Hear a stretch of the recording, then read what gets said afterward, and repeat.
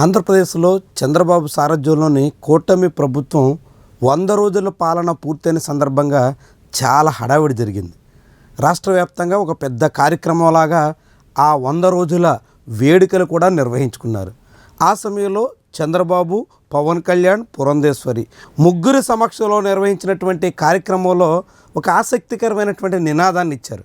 ఇది మంచి ప్రభుత్వం అంటూ ఒక పెద్ద లోగో డిజైన్ చేసి దాన్ని భారీ స్థాయిలో ప్రచారం చేసే ప్రయత్నం చేశారు. రాష్ట్ర వ్యాప్తంగా ఇది మంచి ప్రభుత్వం అనేటువంటి బ్రాండ్ క్రియేట్ చేసే ప్రయత్నం జరిగింది. కానీ అనూహ్యంగా ఏడాది తర్వాత ఇప్పుడు ఒక ఏడాది విజయోత్సవాలు నడుపుకుంటున్నటువంటి తరుణంలో ఇది మంచి ప్రభుత్వం అనే మాట మర్చిపోయారు.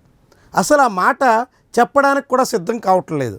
కనీసం అప్పట్లో ఒక పెద్ద లోగో డిజైన్ చేసి దాని చుట్టూ విస్తృతంగా ప్రచారం చేసి ఇది మంచి ప్రభుత్వం అనే బ్రాండ్ బిల్డప్ చేసేదానికి చేసిన ప్రయత్నం ఇప్పుడు ఎందుకు కనిపించడం లేదు, ఎందుకని పక్కన పెట్టేశారు, ఇది మంచి ప్రభుత్వం అనే మాట ఎందుకని వల్లించడం లేదు అనేటువంటి అనుమానం చాలామందిలో మొదలవుతుంది. 100 రోజుల నాడు మంచి ప్రభుత్వం అని చెప్పి ఏడాది నాటికి మంచి ప్రభుత్వం కాకుండా పోవడం వెనక కారణం ఏంటి? ఆ రోజు మంచి ప్రభుత్వం అనేటువంటి నినాదంతో విస్తృతంగా కార్యక్రమాలు చేసినటువంటి వాళ్ళు ఇప్పుడు మంచి ప్రభుత్వం అని చెప్పుకోవడానికి ఎందుకు వెనకాడుతున్నారు? ఇలాంటి ప్రశ్నలు కూడా వినిపిస్తున్నాయి. అంటే ఇప్పుడు మంచి ప్రభుత్వం కాదని, ఇప్పుడు మంచి ప్రభుత్వం అవునో కాదోనని ఇలాంటి అనుమానాలు ఏమైనా రాష్ట్ర ప్రభుత్వ పెద్దలకు వచ్చాయా? చంద్రబాబు, పవన్ కళ్యాణ్, నారా లోకేష్ ఇలాంటి వాళ్ళంతా తమది మంచి ప్రభుత్వం అని చెప్పుకోవడానికి వెనకాడేదాకా ఎందుకు వెళ్ళిపోయారు? ఇలాంటి సందేహాలు కూడా కలుగుతున్నాయి.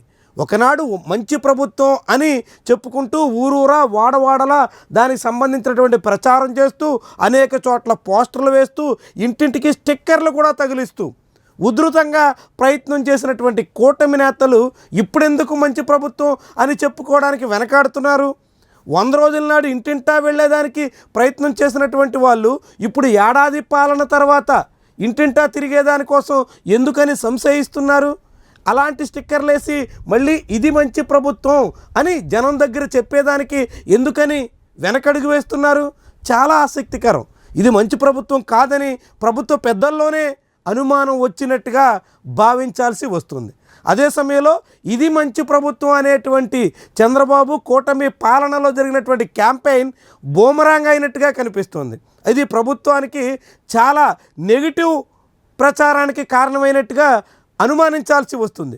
అందుకే ఇది మంచి ప్రభుత్వం అని చెప్పుకోవడానికి ఇప్పుడు వెనకాడుతున్నట్టుగా భావించాల్సి ఉంటుంది. ఒక ఏడాది ముగిసిన తర్వాత సుపరిపాలన తొలి ఏడాది అనేటువంటి మాటకే పరిమితమయ్యారు తప్ప ఇది మంచి ప్రభుత్వం అని చెప్పుకోవడానికి ఏమాత్రం సిద్ధం కాలేకపోయారు. అంటే ఇది మంచి ప్రభుత్వం కాదనేటువంటి మాటకి, ఇది ముంచే ప్రభుత్వం అనేటువంటి విమర్శకి, ఇది జనాన్ని ముంచుతుంది, వాగ్దానాలు అమలు చేయకుండా నాంచుతుంది, జనాలకు ఇచ్చినటువంటి హామీలు తుంగలో తొక్కుతుంది, సూపర్ 6 హామీలు పక్కన పెట్టేస్తుంది, ఇలాంటి మాటలన్నిటికీ తగ్గట్టుగా ఈ పరిపాలన ఉంది అనేటువంటి రీతిలో ప్రభుత్వ పెద్దలేమైనా అంగీకరిస్తున్నారా అనేటువంటి మాటలు కూడా ఉదయిస్తున్నాయి. ఏమైనా ప్రభుత్వం మాత్రం 100 రోజుల నాడు ఇది మంచి ప్రభుత్వం చెప్పుకుని 365 రోజుల నాడు మాత్రం ఆ మాటకి సిద్ధం కాలేకపోవడం అత్యంత ఆసక్తికరంగా కనిపిస్తోంది.